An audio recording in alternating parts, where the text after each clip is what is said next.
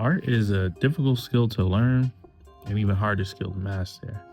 And I love everything that comes with that. I've been a creative for a while now, and drawing, illustration has been one of my main focuses.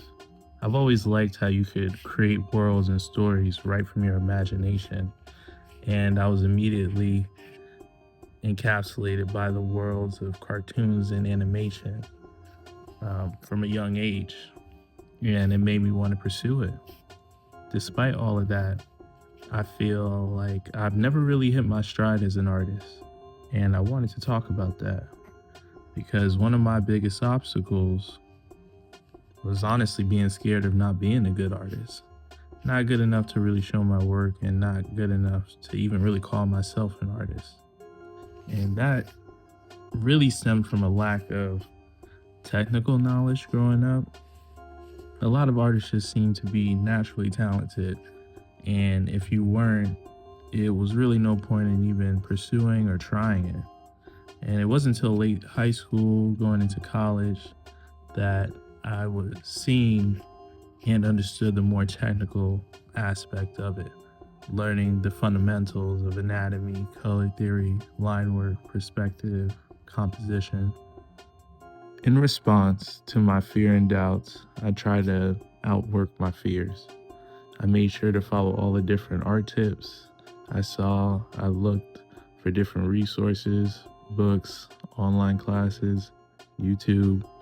I really tried to push myself to get as much progress as possible. I'd say one of my more successful practices is this channel where I post my practices or actual drawings. I started off pretty simple with tattoo designs where I would draw a page out of the book every day, and I did that for like 60 days. Once I did that, I moved on to show my Drawbox progression where I completed lesson 1 again, and then I completed the 250 box challenge. Even with that progression I was making, I still felt that I was constantly in a cycle of doubting myself and my abilities. I was trying to work through those fears, which helped a bit, but I really had to think of how I could overcome this. Going back to my love for animations, cartoons, one of my favorite shows growing up was Courage the Cowardly Dog. The show is really about a dog who gets adopted by this married couple, Muriel and Eustace. And basically, Courage has to overcome his fears to really save Muriel, because Eustace he's an antagonist himself, honestly. In one of the episodes, Club Cats, Muriel suggests they go on a cruise.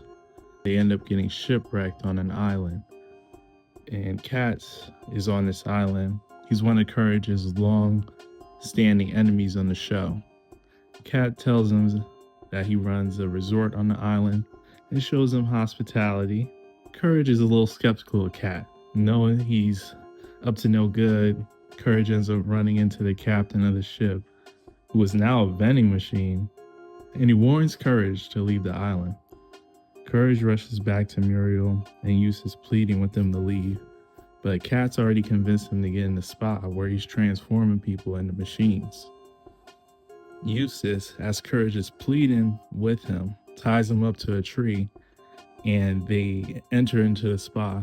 Courage does everything he can do to untie himself, which resulted in him literally unscrewing his head, saying one of his more iconic lines of "the things I do for love." Muriel is turned into a washing machine. Eustace is a wrecking ball, where they're pitted against each other in a Colosseum gladiator-style fight. Courage uses the spa to turn into a helicopter.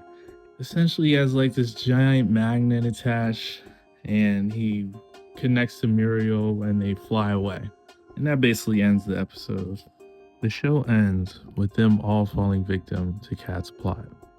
And I wanted to talk about that episode, Courage being confronted with his arch enemy who has all the power in this situation.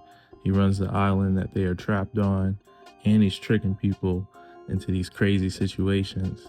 Muriel and Eustace don't listen to Courage and prevent him from doing anything. He was forbidden to go into certain areas that maybe he could have stopped or diffused the situation, but he's constantly trying to work through and solve the problem despite being scared, despite all these obstacles being put in front of him. Then he even puts himself in harm's way to save Muriel. Now, a lot of what drives Courage through this story is his love for Muriel.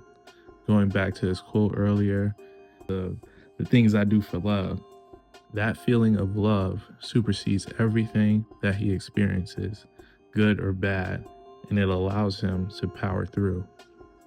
I really wanted to highlight, though, Courage and Muriel's relationship. Courage loves Muriel more than anything and is willing to go to great lengths to protect and save her. Courage overcoming his fears through his love for Muriel, and he even admit that in the episode, The Things I Do for Love, which could be played for comedic effect, but I really think that's relatable when it comes to art and creating. If you want to improve or have certain goals as an artist, finding your love for your art will help you transcend that fear. And that's a pretty easy answer, right? But it's an awareness and a mindset that can defeat you before you even touch a pen. There are memes online all about wanting to draw, but not actually doing it. And at that point, can you really say you love to draw or create if you're never willing to do it? Now, obviously it's a joke, but some jokes got some truth to them. And I'll admit that was me.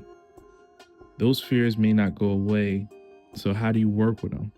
Courage shows that to overcome being fearful or afraid of making something, you have to really allow yourself to care about it, whether it's a sketch or an illustration. His relationship with her is what allows him to overcome any obstacle in the show. And what I realized is, despite all of my drawings, my relationship with my art wasn't good. I always felt like I had to critique or find something that I can improve on, which can be healthy in doses, but then it can also turn against you. I needed to learn to love art in a way that I would feel good after a drawing or a practice session, because if I felt good after drawing, I'd feel even better coming back to it. When I look at some of the amazing artists online or in the world, and I hear them speak about their work, there's a love and a relationship that they have with it where it always makes them want to go back. Even borderline obsession, some might say. This is a common trait I see amongst successful artists in different areas of work, from film to painting to music. Also the mindset that allows you to keep going. And ultimately, your love for your own art will allow you to overcome those obstacles like Courage did.